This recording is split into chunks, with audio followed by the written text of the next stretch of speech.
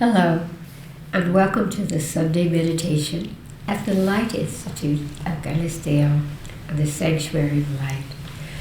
For those of you who are joining us for the first time, we divide this meditation into 3 parts. In the first part, we really begin on the highest octave by asking our higher self, which is the intuitive essence of your soul, to take a form for you so that you can align your consciousness and your sense of self with your higher self. We ask it to touch our body, we draw it into our body, and then I'll make a little Om sign so you can push the button on your apparatus and meditate for as long as you like. In the second part of the meditation, we reach up into the cosmos and pull down to us, through us, a beautiful beam of pure white light down through the top of the head, down into the stomach, the solar plexus, the center of the emotional body. And from there we laser that white light out across our planet and back up into the conscious skies. And then we breathe in as we draw it down, and we exhale as we extend it out. So we create this beautiful rhythm of breath and light and consciousness. It will really take you into a deep state of meditation. Another little sound. And the third part of our meditation, people send in ideas for what they would like us to do with this consciousness that we have to extend it out into the world. The question that came, or the idea that came today, was about the loneliness that so many people feel, whether it's because they've been sick or because their family have been destroyed or they're in a different place, or whatever the reason is.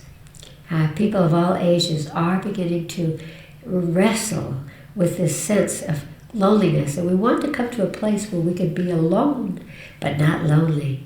And that's what is so wonderful about connecting to our higher selves, to feel as if this embodiment, this name that we call ourselves, is included in something bigger than the self, so that we don't have to be lonely, even if we're cut off physically from others. So that'll be the third part of our first section of the meditation. If you're ready, we'll close our eyes and begin with our breath. Breathe in through your nose and exhale very slowly through your mouth to slow down your brain and move into an alpha state of meditation.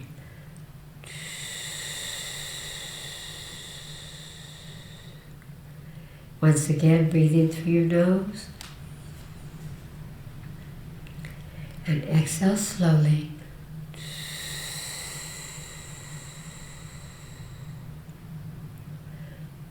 And now ask your higher self, the intuitive essence of your soul, your own inner voice, to take a form for you. It could be a being, a light, a tree, an animal, an equation. Just take the first form that comes into your consciousness.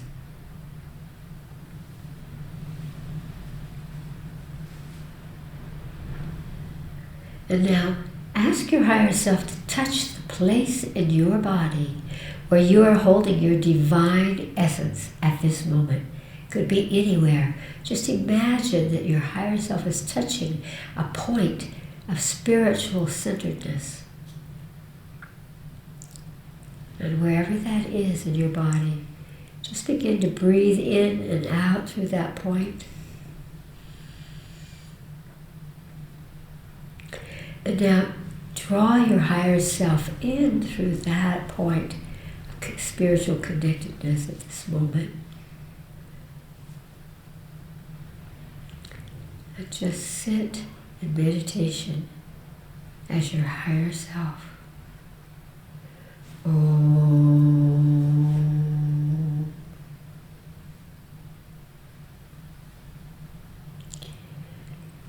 Reach up into the cosmos and pull down a beautiful beam of pure white light down through the top of your head.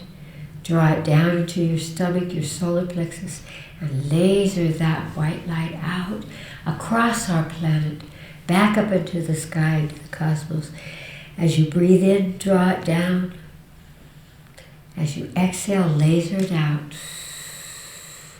And just continue that pattern of breathing and meditating. Oh.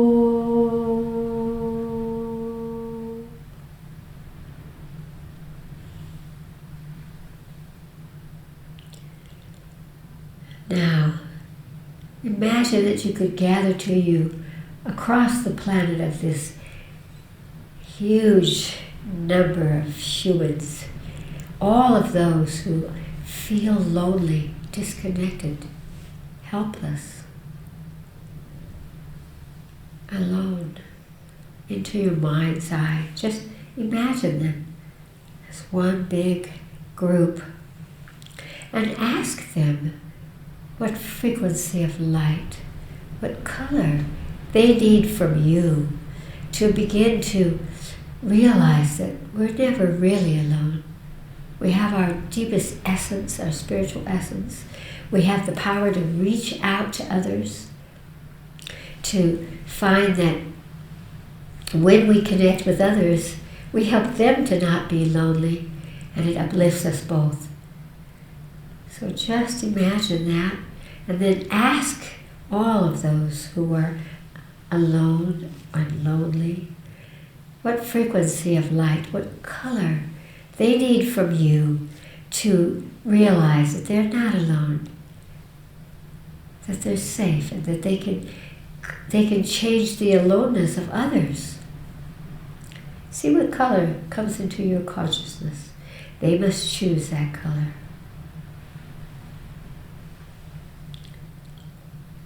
And then reach up into the cosmos and pull down exactly that tone and frequency of light, that color, again through the top of your head, down into your stomach, your solar plexus, and laser that beautiful light out from you and laser it directly into humanity, to all of those who are feeling alone and lonely.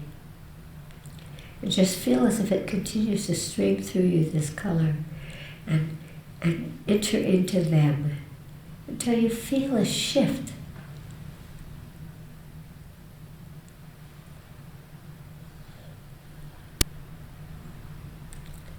Beautiful. Take a deep breath into your body and open your eyes. One of the best things that help us to feel that we have purpose, to feel happy, is to have that extension of the self out into the world.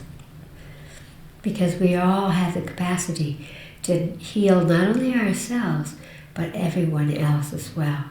So thank you for that. We have a second part of this meditation. It's called Knowings. And people from around the world send in questions that they would like for us to converse about, so that we can all become a little more illuminated and uplifted as we look at these conversations. And Iceland will tell us the questions that have come today. The first question is from Gatlinburg, Tennessee, in the USA. I've just heard Chris Griscom talk, and she was talking about taking on outside energy. I'm wondering if this is why I feel dirty or out of sorts internally after I've been in a large store or out in public for an extended time. Am I experiencing an energetic absorption from other people? And is there a way to clean this feeling? You are absolutely right. And this is why we notice that children are often fussy when they go to malls or go into public places, because the first thing that they have done, even since they were born, is suck in through the umbilical cord of their mothers all of her emotions, all of the energies. And so that pattern of sucking in from the world around us continues, and it destabilizes us, because we take on the sorrows or the anger or the illnesses of others, which of course doesn't help them or us. And so I'm glad that you've brought this up, because I think that when we're so busy thinking, I've got to get to the store, or I've got to do this, that we never consider that there are flowing in the ethers these energies, these emotional energies that people are experiencing when they go out into public, unbeknownst to them and probably even to ourselves. It is not their fault. It's simply that we allow ourselves to take in, and very often we will take in emotional energies that most align with experiences that we have had, and that's why we're so susceptible to it. So it isn't the outside world that's dirty, it's the taking in of old energies into ourselves that don't belong to us, but activate that kind of association that allows us to disconnect from who we are and the energies that are coming in. So of course, there's an easy way to get through that, and that is the way of consciousness, which means that whenever you're going to go into public, even if you're going to talk to someone on the phone, if you can begin, as we did in the first part of this meditation, to draw white light in from the cosmos down to the top of your head and laser it out so that it's the direction of energy. If the energy is moving through you and out into the world, it will make others feel better, and you will not be taking anything in because the energy moving through you is more powerful than the energy out there. And there's a law of cosmos that says the energy coming in has to be equal to yours or higher. And so, again, the more that we're conscious, the more that we say, let me go into the world and give smiles, let me sense that other people need encouragement, and that I can be that one that gives it, that I can connect with others. And that's what makes the difference. You can even do that specifically with a group of people, as we did before. What color do you need from me to be released of your own negativities or what you're taking in? And draw that color from the cosmos and extend it out to them. But the highest one is to always draw in white light, because it's the fastest, and laser it out and release it so that it goes out as far as it can go across the planet. There's no limitation to that. And you will discover that you no longer feel tired or upset or out of sorts when you're finished. And neither will your children. We used to teach that to our little 4-year-olds. As soon as they can see colors and know the colors, they can learn this exercise in consciousness that really helps them to not just be sucking in what doesn't belong to them. So thank you so much for that. Allison. The second question is from Iceland. Chris, do you think critical mass, the 100th monkey effect, could be the key to humanity's higher evolution? I don't think the avatar approach has done that much for us, given humanity's repeated disastrous history. I'm not exactly sure what you mean by the avatars, but I think what you mean is kind of my God against your God, that we have a template there, and we want to follow that template, but we never do. We sort of reinterpret it and sort of push it into our own realities. And in that way, no, that hasn't worked very well, because, as my higher self says, the only thing that matters is the way you live your life. And therein comes the 100th monkey, because each one of you are the apex of your pyramid. You are the center of your family and friends and communities and places that you touch through your presence, what you've magnetized to you in your life. So you have a great opportunity to influence and play back and forth with that energetics. And so the 100th monkey is, again, the more that you hold a higher energy, the goodness of humanity, seeking for the beauty of nature, all those things that allow you to, instead of criticize or be afraid of, to find the good out there. The more that you do that, and the more you express that as well, although it could be just your presence, the more others will align to that, because we're totally psychically, spiritually linked to each other. That's why we know when we like someone, or we know when someone is unhappy. We sense that we need to call someone that's all that intuitive spiritual essence that belongs to us. So the more that you build within you a beautiful essence of the highest, and you radiate that out, that becomes the 100th monkey, because the next person picks that up and they radiate it, that relates to their pyramid, and on and on and on and on it goes around the planet. And I'm seeing that now, that there are so many new connections, one-on-one, 1,001, 1,000,001 of people who are making a difference just through their presence, through what they're choosing to relate to, and how that's attracting others to them, and then those others are attracting others, and out it goes into that 100th monkey. And that is the passage. That is the path of evolution of us all. And we are doing it. Great love. Iceland. The last question is from Windsor, England. Excuse me. Dear Chris, you say that we don't leave this lifetime until we are finished. This has given me such peace of mind as you cannot imagine. I am now at peace with my life, my experiences, and with my ultimate death. Everything feels more clear, yet less urgently pressing. I really don't know why, but I am just more peaceful about life.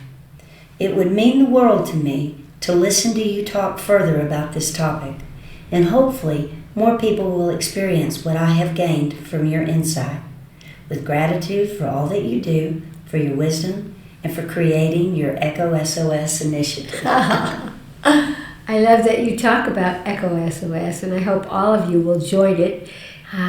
It's a beautiful opportunity again to use our consciousness to extend an energy that's supportive of people, of nature, of bringing us together in a way that could be balanced instead of this disaster that we have.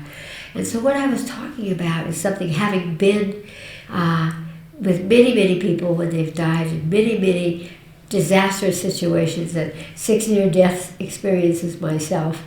It is true on a spiritual level that we do not leave this body of the thousands of the uncountable bodies that we have created through the incarnations of the soul. We don't leave until we're finished. What does finished mean? Finished means that the soul will choose in any lifetime particular themes, a matrix, a structure of things it wants to learn for its evolution. Maybe it's balancing something, maybe it's illuminating something, maybe it's experiencing something that will facilitate and speed up its evolution. And so there are these points of references all the way through our lives. And it doesn't mean that you're not going to get them until you're old. It has nothing to do with age. One of the things in my work I've seen a lot of is how children and babies will often come in and go right back out. And you say, well, why did that happen? They should have been here for longer. No, they were finished. And why could that be? What I've noticed is very often it has to do with the parents. They've chosen the parents, and there's something because of contracts and vows that they have from other incarnations of the soul, that they came in, but they were only here quickly. That might have been to help the parents to learn to love, or to recognize the beautiful spiritual aspect of being alive, of life itself, or to understand that death is a part of life and that we never really lose someone. But there's always something that we cannot know, but that the soul, the spirit of someone does know. It doesn't mean that you know when you're born the date that you're going to die. It means that there's going to be this moving around a hologram of the evolution of your soul. And there come a time when you have done and learned and given and grown whatever was there for you in this lifetime. And it is my deepest hope that as we begin to understand those things, as you were so beautifully saying, our fear of death will dissolve. And losing our fear of death, we will grow more in our lives with less judgment, less hostility, less negativity to our bodies or ourselves. My higher self has always said that one of the most important things that I could transmit into this world is for us to let go of the idea that death comes from accident or disease or age. It doesn't come from any of these things. It comes from something that the soul knows. And this is very important when we realize that somebody we loved has left us, gone on, and to honor their soul, that they were finished with whatever it was that was crucial to them. And what happens? I had someone ask me this question today. What happens when they're done? First of all, the soul lifts up out of the body and it goes into something that's a kind of an intermediary astral energetics. You might call it heaven, you might call it some other aspect of astral, whereby they are surrounded by beauty and love, and there's this rebalancing and finishing off and illumination to what the soul is doing there. And then they go on, again, higher and higher octaves of light beyond the concepts that we have of heaven that are much more universal than we can recognize. And so I'm so happy for the things that you've just said, that may we all realize that we will be here until we're finished. Again, in my 6 near-death experiences, in 5 of them, I was pushed back. No, you're not done. In the 6th one, I had a choice. But I consciously knew there was more for me to do and to be and to give and receive. And so I returned.